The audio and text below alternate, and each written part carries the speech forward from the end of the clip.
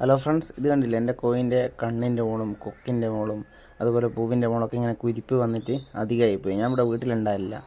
അങ്ങനെ ഇത് ആരും ശ്രദ്ധിക്കാത്തതുകൊണ്ട് ഇത് അധികമായിപ്പോയി. ഇത് നമുക്ക് വെറും ബോറിക് ആസിഡ് മാത്രം ഉപയോഗിച്ചിട്ട് എങ്ങനെ പോക്കാന്നുള്ളൊരു വീഡിയോ ആണിത്. ഇത് നമ്മുടെ ദേശം എന്ത് ചെയ്യുക, ബോറിക് ആസിഡ് വെളിച്ചെണ്ണയിലാക്കിയിട്ടും തേക്കാം. ഞാനിത് ഫസ്റ്റ് ടൈം തേക്കുന്നതുകൊണ്ട് വെളിച്ചെണ്ണയിലാക്കാണ്ടാണ് തേച്ച് കൊടുക്കുന്നത്. വെളിച്ചെണ്ണയിലാക്കിയിട്ട് തേച്ചാൽ മതി. ലേശം വെളിച്ചെണ്ണ ചാലിച്ചിട്ട് ഇതിൻ്റെ ഈ കണ്ണിൻ്റെ അടുത്തും അതുപോലെ ഈ കൊക്കിൻ്റെ അടുത്തും എല്ലാം എന്ത് ചെയ്യുക, നല്ലോണം നിറച്ച് കൊടുക്കുക. ഇത് കണ്ണിലാകുന്നതുകൊണ്ടോ വായിലാകുന്നതുകൊണ്ടോ കോഴികൾക്ക് വേറെ ദോഷവും കാര്യമൊന്നുമില്ല. പിന്നെ ഇത് പൂർണ്ണമായിട്ട് ഞാൻ മാറ്റിയിട്ടുള്ളതാണ് കാണിച്ചു തരുന്നത്.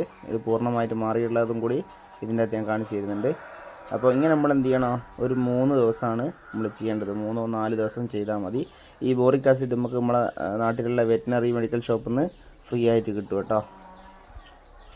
അപ്പോൾ ഇത് കണ്ടില്ലേ നിങ്ങളെ, ഇതിൻ്റെ കണ്ണിലൊക്കെ ഞാൻ ബോറിക് ആസിഡ് 2ാമത്തെ ദിവസം ഇങ്ങനെ തേച്ച് കൊടുത്തത്. ഇത് ഇപ്പം ലേശം കുറവുണ്ട്. വെളിച്ചെണ്ണ ചാലിച്ചിട്ടാണ് ഒന്നുകൂടി തേച്ച് കൊടുത്തത്. അപ്പോൾ ഇതിനെ നമ്മൾ പെട്ടെന്ന് വിട്ടുവിടരുത് കൂട്ടിലേക്ക്. കാരണം എന്ന് വെച്ചാൽ ഇതിൻ്റെ കണ്ണിൽ ചിക്കിയിട്ട്, കാലുകൊണ്ട് ചിക്കിയിട്ട് മൊത്തം പോയി കളയും. അപ്പം വൈകുന്നേരം എടുക്കുന്നതെന്ന് വെച്ചാൽ വൈകുന്നേരം ഇത് കൂട്ടുകാരോ പോയി കേട്ടോ. കണ്ടില്ല, ഇപ്പോൾ ഒരു കുഴപ്പമില്ല, കണ്ടീഷനായിട്ട് മാറിയിട്ട്. അപ്പോൾ ഞാൻ 3-4 പ്രാവശ്യം ഇങ്ങനെ തന്നെ ബോറിക് ആസിഡ് ഇട്ട് ക്ലീൻ ചെയ്ത് കൊടുത്തു കേട്ടോ.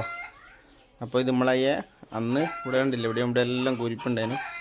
അതൊന്നും ഇപ്പം ഇല്ല, നല്ല ഉഷാറായി, പൂർണ്ണ ആരോഗ്യമുണ്ട്. ഇതിപ്പോൾ മുട്ടയിടുന്നുണ്ട് കേട്ടോ. ഇതിൻ്റെ കൊക്കും പൂവെല്ലാം ഇങ്ങനെ ചുവന്ന് നിൽക്കുന്നുണ്ടോ. കോഴികൾ മുട്ടയിടുമ്പോഴാണ് ഇങ്ങനെ ഇതിൻ്റെ കൊക്കും പൂവെല്ലാം ഇങ്ങനെ നല്ലോണം ചുവന്ന് വരിക. ഓക്കെ, അപ്പോൾ ഇത് നമുക്ക് വിടാം.